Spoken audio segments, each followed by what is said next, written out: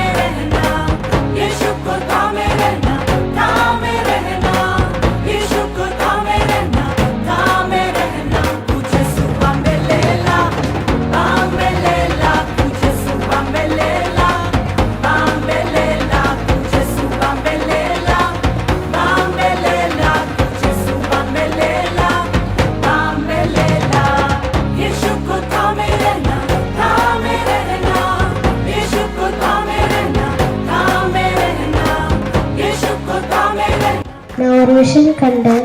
மாமா பேசும்போது நான் இந்த மாதிரி கேம்ப்லாம் நடத்தி நான் நினச்சி பார்க்கல நான் இங்கே வரும்போது அப்படின்னு சொன்னாங்க. அப்போ எனக்கு ஒரு ஆசை, நம்மளும் இங்கே நடத்தணும் அப்படின்ட்டு. அப்புறமா எனக்கு விஷன் வந்தது, இங்கே எல்லோரும் இருக்காங்க, நான் வந்து கேம்ப் நடத்துகிறேன் இதே கிரவுண்டில்.